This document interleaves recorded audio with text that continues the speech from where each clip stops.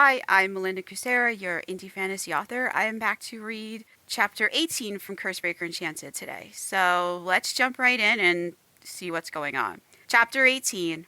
Ooh, it's red. I like red. Rand reached for the red crystal. Don't touch it, it's hot. Sarn caught his son's questing hand. Why is it hot? Rand asked. Sarn picked his son up and set him down away from the makeshift fire pit. Because red Lumiere makes more heat than light. Why? Because it's red. Sarn laughed at the disbelief on his son's face, then turned when he felt eyes watching him from a pile of discarded clothes. There's nothing there. You're jumping at shadows. I mean it. I think it's the red color that makes it hot. Are you sure you can put that jar in there with the red Lumiere? What if the glass melts? Myron turned one of the sealed jars over in his hands with a skeptical look on his face. I've done this before and it was okay. It's tempered glass, Sarn said a little too sharply. I need to calm down. I earned a respite. But his son didn't get that message. Sarn threw an arm out to thwart Rand's latest attempt to get by him and caught the boy around his waist. He deposited his son a safe distance away. Don't go near it, it's hot. Rand gave an obligatory nod, but the red stones pulsed, entrancing the boy again. Unless redirected, Rand would singe his fingers, and I must spend the next half hour while the food warms guarding the fire pit. Sarn cast about for something to entertain his son, but he found nothing nearby save piles of clothes and other flammable items, but no watchers, because I imagined it. But the clutter was real. Great, I have all the ingredients for an inferno within reach. And that wasn't a hallucination. Sarn bent and picked up the discarded items. His sixth sense urged him to keep his son close. Hold this and this for me. Sarn handed his son some items he picked up off the floor and towed his helper in his wake. Maybe I should make time for a little housekeeping once a week. If it could burn, Sarn moved it away from the fire pit. Something about the red Lumiere niggled at him as he passed it, arms overflowing with laundry. Something important. Sarn sat his son down on the straw tick occupying the back half of the hemispherical cave. After he handed the child his stuffed bear, Sarn went to check on the first jar and consider his next move. Rand landed next to him, his little hand moving too quick to stop. Magic shot out of Sarn, darting between his son and those fiery crystals. But he'd misread the situation. They weren't the target of his son's curiosity. Ow! Rand complained right before he stuffed his injured digit into his mouth. That's hot! Yes, it has to be hot to loosen the lid. I don't want us eating wax with our stew. Let me see your hand. Sarn held out his hand and let his magic drop. I'm wound too tightly tonight. Tension and tiredness were making his head pound. I must calm down. I don't want to hurt anyone. And his magic could if he wasn't careful. Rand produced his injured digit. Sarn scraped at a thin layer of wax covering his son's index finger and relaxed. The flesh was a little pinker than his son's other fingers, but the boy was otherwise unharmed. Maybe Rand had learned his lesson. Why? Rand tugged his hand free and sucked on his sore finger. Because it tastes bad. Sarn shuddered at the memory and resumed prying the softened wax seal up with his fingers. Wax liquefies when heated. If I don't remove it, it'll drip into the jar and mix with the stew. The one time that happened, it was gross, and your mother had a fit. As the seal separated, some wax crumbs fell into the stew, but the jar's mouth was too narrow to do anything about them. Sarn nestled the jar between the red Lumiere stones to finish heating. While he repeated the process on the other jars, he considered the Lumiere crystals. Something about them still bugged him. Since starting a fire was punishable by death in the enchanted forest, smart travelers carried Lumiere crystals, red for heat, blue for cold, and other colors for light. But he'd sensed none at either murder site, and their absence bothered him. It was another anomaly in a day already fraught with them. What had they used for light? Hunger made Sarn set the question aside for now. Come on, Sarn tapped his son's shoulder and gestured for the boy to rise. Curiosity propelled Rand to his feet. Myron sat on his stool, mute as a gathering storm. What did I do to upset him? Any moment now the troubled teen would explode. Maybe an offering of peaches could delay it. Sarn rummaged about the various crenellations water had carved into the cave's walls. He unearthed 2 grimy bowls, but no spoons or other implements to dole out the food. You didn't spend 24 hours running. Myron spoke in a calm voice, at odds with the anger radiating off him. Rand looked up at Sarn, interested in the answer. Now they were both ganging up on him. Damn, he had to keep Myron ignorant about the entire kidnapping thing. Tension tightened every muscle in Sarn's body as he stood there holding the dirty bowls. I know how fast you can run. If you spent 24 hours running, you wouldn't be able to move right now, and I don't see you having any difficulty. I'll ask you one more time. Where were you this morning? Why didn't you come home? Magic forced Sarn to speak the truth, but not the entire truth. He could leave out the problematic parts if he was careful with his wording. I spent most of the day on my feet. A flash of orange drew Sarn to the orange Lumiere crystals lighting the cave. What religious order wears orange robes? I don't know. Give me a minute. Myron rifled through the books littering the table. Thanks. I appreciate you looking it up and taking one more mystery off my hands.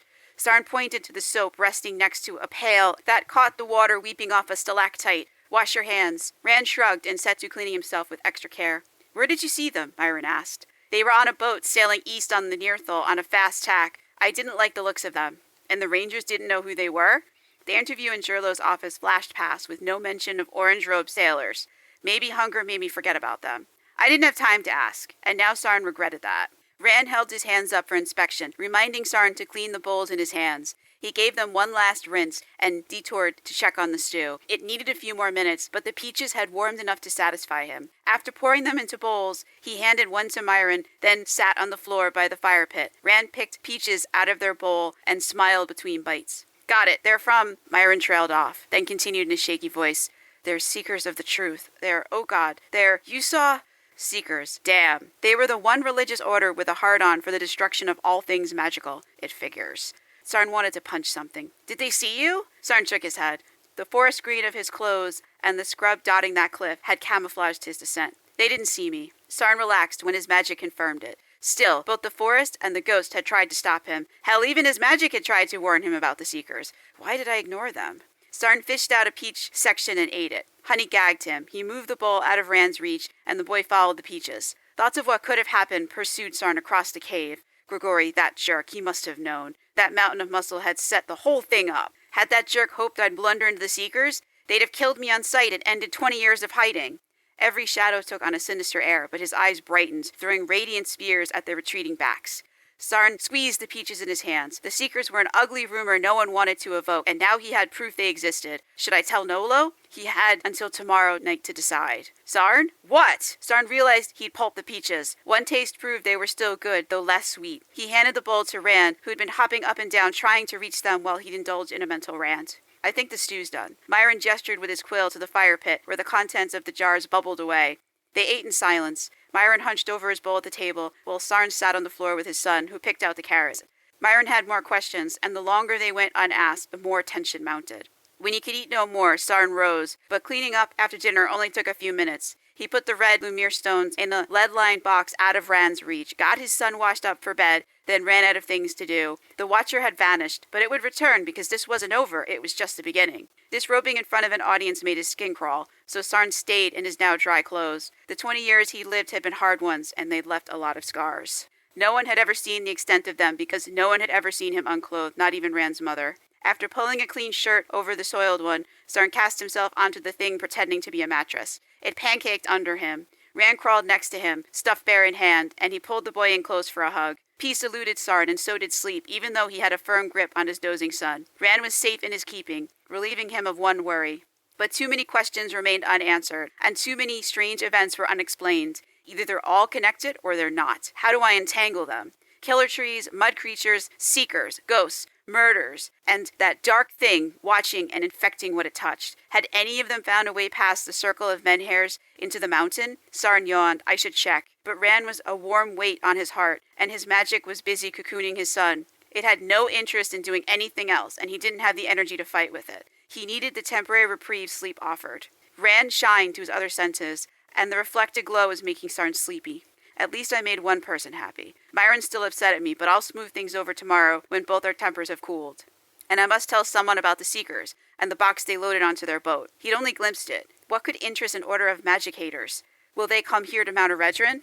Sarn closed his eyes, and circles both whole and broken superimposed themselves over the ever-present green glow of his magic. He'd almost forgotten about them. They were one more mystery lumped in with the rest. How did they relate? Whispers startled him, but he was so tired. Sleep grabbed his hand before Sarn could open his eyes. It was a faceless creature wearing the orange robes of the Seekers, and it was dragging him down into a black abyss. Papa, what's that? Rand whispered, but his son was so far away and getting further away by the moment. Before that slender thread of consciousness snapped, Sarn sent a burst of magic back as those ominous voices drowned out his son's repeated calls. Protect him, please, because I can't. Rand smiled and pillowed his head on Papa's chest. He was safe, warm, and loved, despite the odd feeling in his gut. Something was coming, something big. Its footsteps vibrated his bones.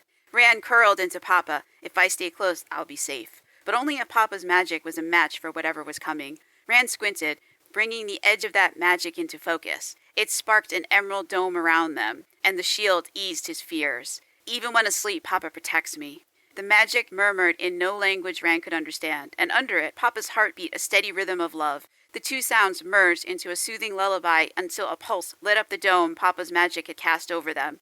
As that shield expanded, its edges blurred, and Papa's magic swallowed the back half of their cave. Green lightning snaked across that dome as it extended emerald tentacles to explore the table where Uncle Myron sat. A roach skittered away from the magic, ignoring his uncle, and a chittering shadow wrote it. "Is that the bad thing I felt coming this way?" Emboldened by the shield, Rand tried to squirm out from under the arm, clamping him to a hard wall of muscle. Papa got overprotective sometimes, as if his magic would ever let anything hurt me. After a little prying and wriggling, Rand gained some freedom. Another flash lit the room, painting everything in green hues. It zapped the roach, disintegrating it into a pile of screaming ash. But its absence didn't banish that feeling of impending doom. Something was still coming this way. I should wake Papa. The sparkly dome passed through the cave wall. Curiosity suppressed all other thoughts as Rand redoubled his efforts. What's the magic doing?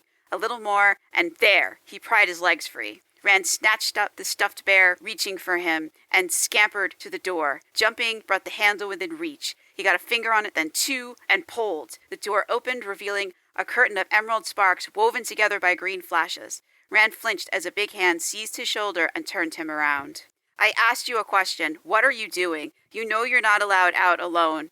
Uncle Myron shook Rand as he spoke. Rand opened his mouth to tell his uncle about the dreadful thing coming this way, but the magic receded, blanketing him in soothing light as it turned him away from the door. Rand gave ground, and his sock-covered feet slid on the rough floor that vibrated with every step the bad thing took. But he still couldn't see it. The magic lifted Rand and removed him from his uncle's grip. For a moment, Uncle Myron stood there. Then he blinked, but his gaze passed through Rand as if he was invisible. Uncle Myron shut the door, shook his head, and stormed back to his studies. He walked through the radiant tide carrying Rand without reacting to it and returned to his schoolwork, muttering about little boys. Well, two could play that game. I'm not bad. I'm a good boy. That's what Papa always says. Uncle Myron ignored him, but that was okay because only Papa spoke the truth all the time, so only his opinion counted, and he was sleeping. Magic welled up, cradling Rand as it tucked him back into his sleeping Papa's arms. But the light show wasn't over yet, nor had the bad thing arrived. Maybe it had gotten lost. The tunnels were awfully twisty around here. Rand struggled to lift the arm confining him so he could see more than a small slice of the cave. The radiant bubble flared as it extended luminous feelers in all directions. Excitement gripped Rand when fuzzy lines formed on the transparent green dome surrounding them. Maybe the magic will tell me what's coming. It must know. Rand cast a covert glance at his uncle, but Myron never looked up from the page in front of him. No doubt he was working on the same assignment he'd been working on all day. Rand smiled. He had Papa and Papa's magic all to himself still. No sharing. He hugged Bear and tried to interpret the images the magic created. Tall things with long, ropey limbs shifted about and melted into a boy's face. Blobby things fell into a hole, and the big things covered them up. They flashed past in a dizzy dance, as if Papa was running now. Rand closed his eyes as the frenetic pace of the imagery made his tummy flip over. He willed the peaches to stay down. Sweet and spiced with cinnamon, they formed a warm, delicious weight in his belly. Papa shifted. When he stilled again, Rand risked a glance. A new image projected itself on the emerald dome arcing over them. A boat. The scenery careened by at a nauseating speed again as Papa resumed running. "Let me go," Papa said, but Uncle Myron's loud page-flipping drowned out his words. Unlike Uncle Myron, Papa was soft-spoken and never raised his voice. "No." Rand gripped the arm holding him. "You're my Papa." Papa rolled onto his side, still mumbling in his sleep, but the rolled-up blanket serving as his pillow muffled his speech. Since Rand had been using Papa's chest as a mattress, it took a few minutes of squirming to get turned around. A face coalesced in the shadow corner on the opposite side of Papa's magic barrier. Rand shivered at the sight of the boy thing. There was something wrong with him. He was older than Rand by a few years, and the rocky floor passed right through the crouching boy's feet.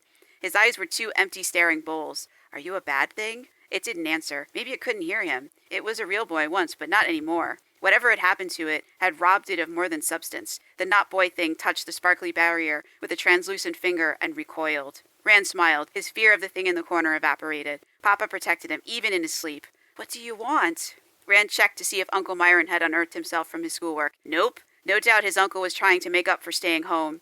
As he glared at the thing, Rand repeated his question, but he received only silence. A bell tolled, distracting him, and he counted 22 peals. Rand frowned, and his brow puckered. "I counted 20 before Papa came back. Where did 21 go? Did I miscount?" Rand looked away from his fingers, expecting to see the creature, but only shadows remained where the boy thing had crouched. The tolling bells had scared him off. Now I'll never find out what it was. The images had ceased their projections as well. I'll ask a lot of questions tomorrow. Maybe Papa will be in a talkative mood. It happens sometimes. You saw it, Rand whispered to Bear. In the reflected glow of Papa's magic, Bear's button eyes offered understanding.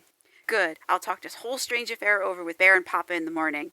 Rand yawned and shifted. Papa was mostly hard muscle and bone, but Rand found a comfy niche for himself. Something was still coming, but so was sleep. Or it was until Papa's shield shattered into gleaming shards that vanished when they hit the floor. Shadows drew close, since his magic no longer lit the cave. Before Rand could scream, green light skied through the darkness. Papa had awoken. Rand escaped the arm holding him and inched himself up until he was nose to nose with Papa. But Papa had a faraway look in his eyes. Do you see awful things coming this way? But all Rand said aloud was, Papa? Because that one-word question said it all, and part of Rand didn't want to know. That Knotboy thing disturbed him. It, too, had green eyes, just like him and Papa. Papa rubbed his glowing eyes, and his hand cast shadows on the wall. Why are you so sad? I'm not sad. Yes, you are. I can't be sad, because I have you, and you make me happy. Rand smiled as Papa pulled him into a hug. He ended up in his usual spot with his ear resting on a heart whose steady beat lulled him and chased away the worry worming through his heart. That Knotboy thing might have been just like him once, and that was a scary thought. Rand yawned as he hugged Bear and put that worry out of mind. He smiled his thanks for the brief adventure he'd had. Papa's always so good to me. Thoughts of tomorrow and a bigger adventure to come chased him down into sleep. I can't wait to find out what Papa has planned.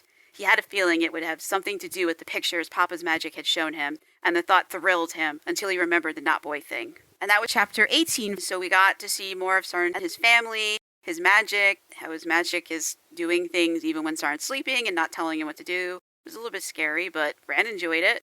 And something is coming. We don't know exactly what the something is, but it has something to do with what we saw earlier in the book, so we'll get more in chapter 19.